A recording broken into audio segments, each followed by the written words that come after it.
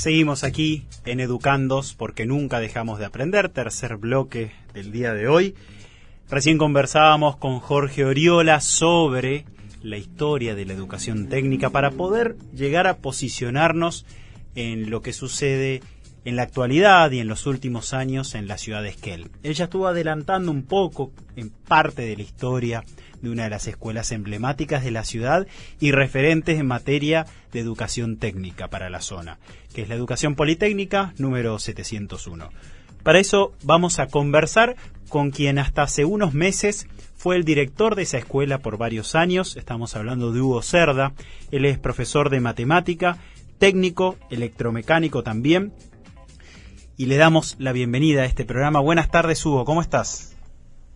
Hola, buenas tardes, Juan, y bueno, buenas tardes a la audiencia. Bueno, muchas gracias por sumarte al programa. Y para quien está escuchando y quizás alguna vez sintió nombrar la Politécnica o quizás es la primera vez que escucha de ella, ¿podrías comentar en qué consiste, qué ofrece, qué particularidades tiene en tanto escuela de educación técnica?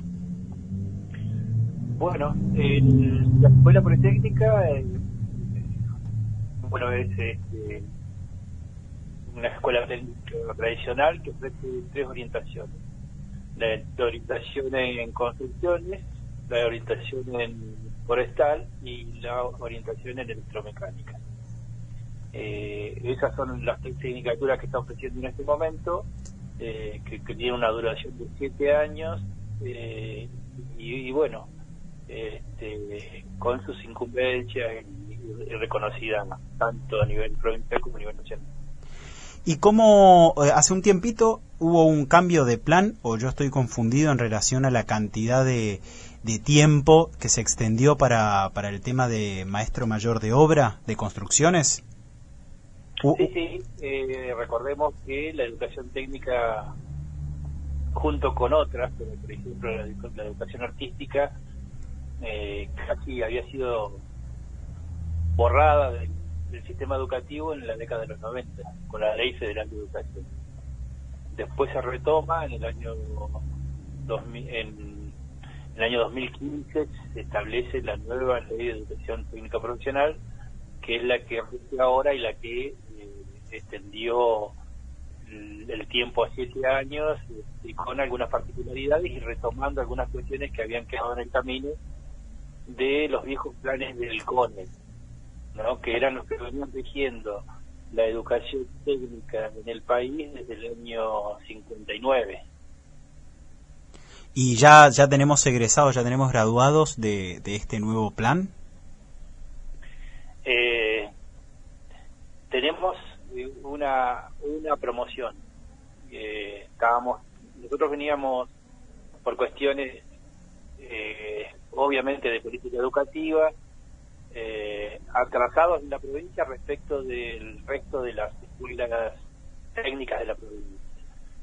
Nos demoramos en la aplicación debido a falta de infraestructura, falta de recursos, algunas cuestiones que eran fundamentales para poder implementarla y que hacían dificultoso esta situación. Así que recién estábamos empezando, pues bueno, ahora ya estamos de vuelta con la problemática sumada a todo eso, la problemática de la pandemia, ¿no? ¿Vos podrías compartir, ampliar un poco la parte de la historia que estaba iniciando Jorge Oriola? ¿Qué recordás de la Politécnica? ¿Por qué la Politécnica en Esquel? ¿Cómo fue su parte de su evolución hasta la actualidad como una de las instituciones de nivel secundario que proveyó de mano de obra, digamos, ya salían formados para poder trabajar quienes se graduaban en la misma?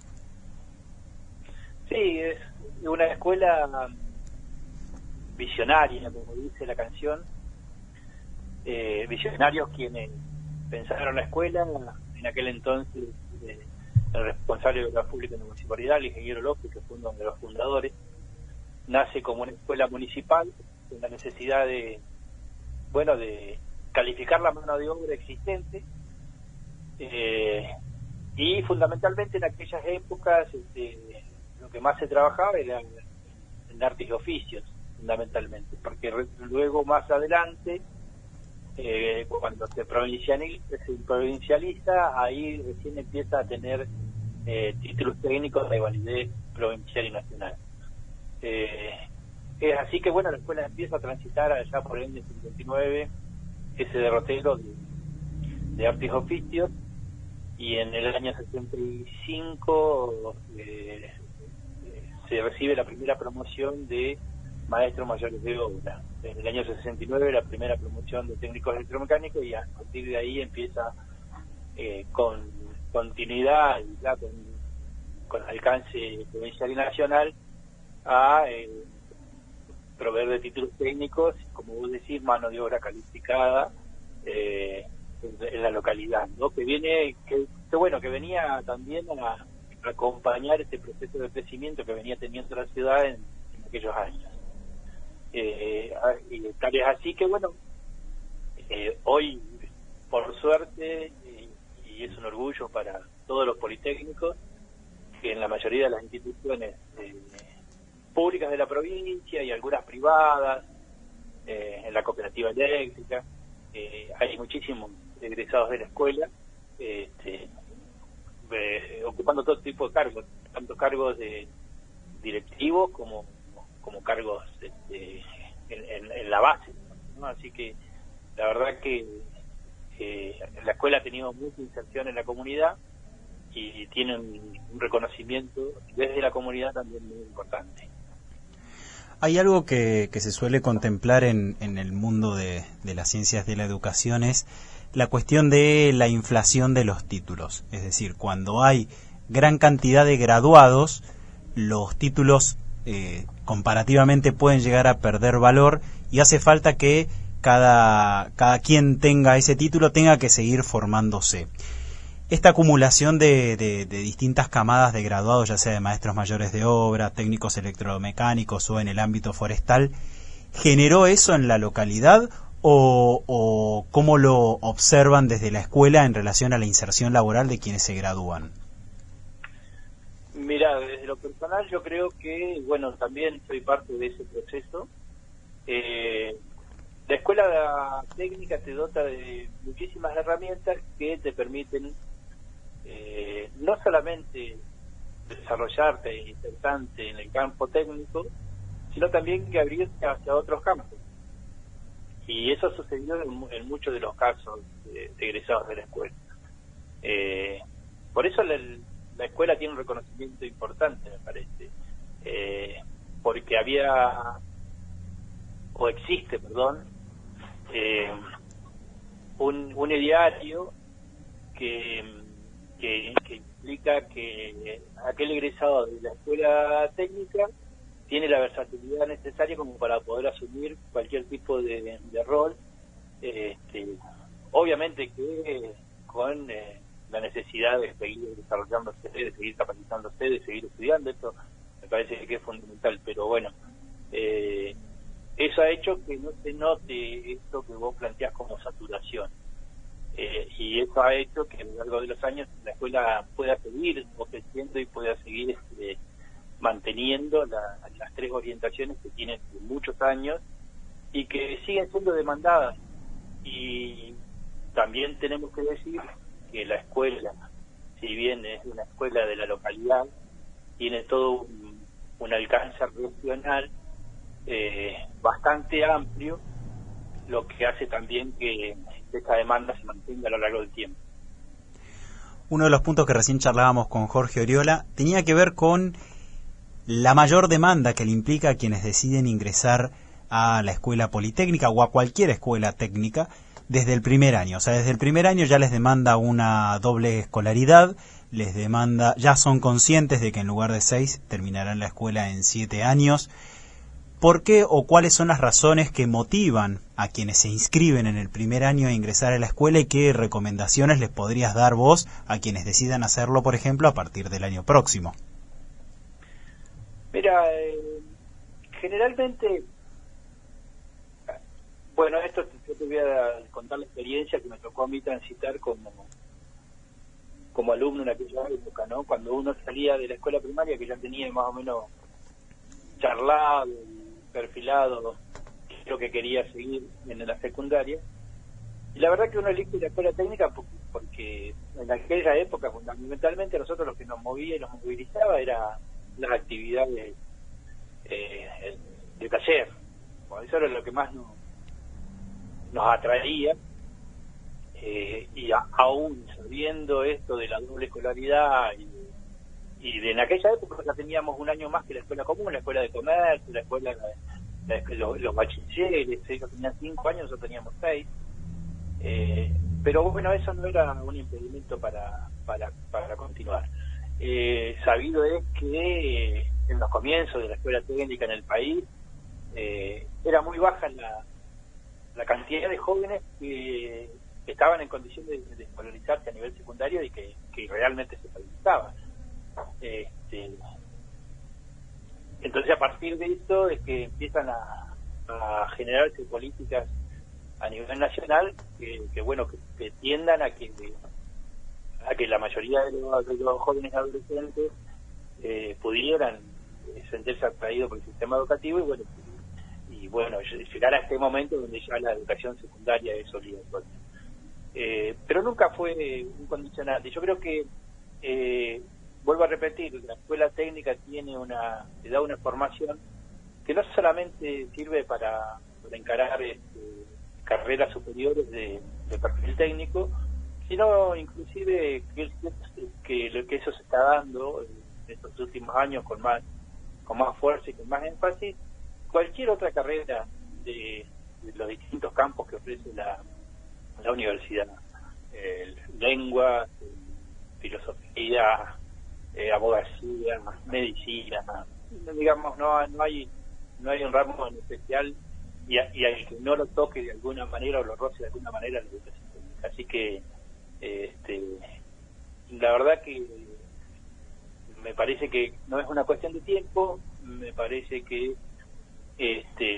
hay que apuntar a que los jóvenes puedan ir decidiendo tempranamente cuáles son sus orientaciones, así, y que aquel que se siente atraído por la escuela técnica no tenga miedo, no tenga ningún tipo de prejuicio. En todo caso, lo que nosotros le ofrecíamos permanentemente era pasar por la escuela, visitarla, conocerla, charlar con los alumnos, y de esa manera poder definir el ingreso o no. Pero vuelvo a repetir, me parece que hay un campo tan amplio de acción que resulta muy interesante. Además de construcciones, que quizás es más evidente la inserción laboral como maestro mayor de obra, ¿qué tipo de inserciones laborales tiene el área de forestal y el área de electromecánica? Mira, el área de incumbencia es bastante amplio. Después depende mucho de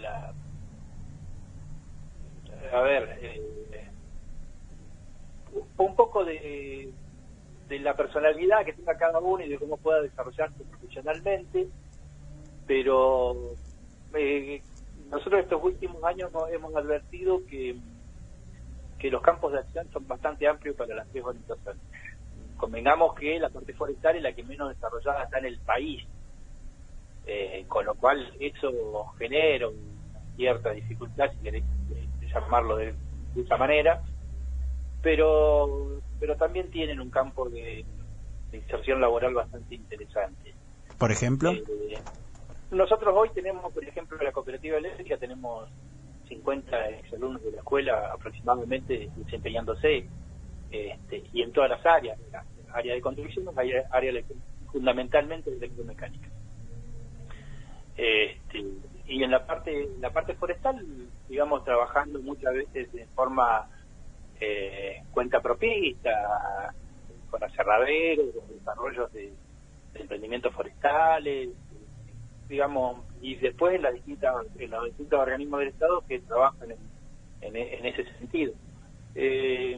Así que, por suerte, siempre hay una ventanita abierta para el egresado de la escuela que quiere insertarse en el mercado laboral. No se ha visto grandes dificultades. Y a eso sumado que últimamente, digamos, gran parte de los egresados de la escuela continúan sus estudios superiores y para desarrollarse en otro nivel como nivel universitario. Así que también compensa un poco para esta sobredemanda que puede llegar a plantearse por la cantidad de egresados que puedan existir. O sea que también es común que quizás por más de que reciban un título que de técnico, por ejemplo, o cuando terminan en la Politécnica, se dan casos que continúan los estudios superiores. La verdad que sí, muchos y en la más variada gama de orientaciones y bueno, muchos están volviendo también con su título profesional abajo del brazo y la verdad que es muy lindo verlos crecer, verlos desarrollarse e inclusive desarrollarse en orientaciones que a veces eran impensadas más que nada por los mandatos sociales que existían hace 20, 30 años atrás y que ya, gracias a Dios, ya no existen, digamos, ¿no? Entonces podés incursionar en la orientación que desees o la que tu vocación, si querés decirlo así, te dicta, ¿no? Uno de los últimos puntos que charlábamos en la entrevista con Jorge Oriola tenía que ver con de qué manera el mercado demanda el desarrollo, por ejemplo, industrial, ¿no? O sea, que claramente el área de incumbencia de la Politécnica en construcciones o en electromecánica está orientado a eso, a la construcción o a los procesos industriales. Pero en este contexto que nosotros nos encontramos en crisis económica, eso claramente impacta y quizás se reducen las opciones laborales. ¿Qué panorama ves vos en relación a este proceso de formación que se desarrolla al interior de la Escuela Politécnica en la actualidad y la futura inserción laboral y cómo afrontar las desigualdades que va a traer aparejada la pandemia? Y este tiempo de pandemia es un tiempo bastante complejo, ¿no? La verdad es que va a haber que trabajar mucho, va a haber que poner mucha creatividad a la hora de ver cómo compensar estos desfasajes que puede dejar este tiempo de pandemia. Y lamentablemente cortó algunas acciones que se habían intentado llevar adelante, sobre todo pensando que, digamos, la escuela siempre se ve limitada respecto de las empresas, respecto del desarrollo productivo tanto de la región como del país y de las tecnologías que se utilizan para ese desarrollo. Entonces lo que habíamos empezado a trabajar, porque veníamos trabajando, porque ya se ha tratado de hacer a lo largo de toda la vida de la escuela, es de relacionarse con esos sectores y de ver cómo articular para que nuestros alumnos pudieran hacer algún tipo de aprendizaje a través de, bueno, ahora lo que se llama y lo que está definido en esta nueva ley de educación técnica profesional, las prácticas profesionalizantes. Eso hace que el egresado de la escuela haya podido tener un contacto con tecnologías que la escuela no puede proveer, pero que el privado o algunas organizaciones no gubernamentales o gubernamentales pueden aportarle desde sus propios laboratorios, de sus propios espacios de trabajo. Bueno, habrá que seguir profundizando esta alternativa, pero está claro que esta pandemia va a generar una cuestión de desigualdad de respeto. Hola Hugo, justo decía que bueno, que ahora va a haber mucho trabajo y que debe haber seguramente a la interna de los equipos escolares. Yo no estoy adentro del sistema, pero seguramente están pensando y diseñando estrategias para tratar de ver hasta dónde se puede recuperar de todo lo perdido en esta pandemia, ¿no? Y bueno, en esta pregunta tenemos que decir también que no solamente lo perdido con esta pandemia, sino que venimos ya de 2 o 3 años de situación crítica laboral por múltiples motivos, fundamentalmente por el no pago en tiempo y forma de los salarios de los docentes, y después con una política educativa de vaciamiento, de desinterés por la educación. Digamos, hay una combinación de situaciones que hacen que bueno, que esta situación de desigualdad se venga generando ya hace 2 o 3 años y que bueno, año a año hay que ir generando acciones para tratar de compensar un poco y que los alumnos que egresen en estos años no se sientan tan perjudicados a la hora de, bueno, o de salir a trabajar o de seguir estudiando, ¿no? Tal cual. Bueno, esperemos que eso se revierta y te agradecemos por el tiempo y por compartir la experiencia de la Politécnica. No, yo le agradezco a ustedes, la verdad que te felicito por el programa. Es sumamente necesario hablar de educación. Creo que todos seguimos preocupados por lo que está pasando en la educación y estamos totalmente convencidos de que la educación es lo que va a transformar el mundo. Eso me parece que no admite discusión. Así que bueno, te vuelvo a repetir las felicitaciones por encarar esta problemática tan apasionante para nosotros y bueno, desearte lo mejor. Estaremos acompañándote desde la escucha. Bueno, muchísimas gracias. Estuvimos conversando con Hugo Cerda, como les decía, es profesor de matemática, técnico electromecánico y fue hasta hace unos meses nada más director de la Escuela Politécnica. Ahora está disfrutando como se puede en este contexto, como él describía, de su jubilación.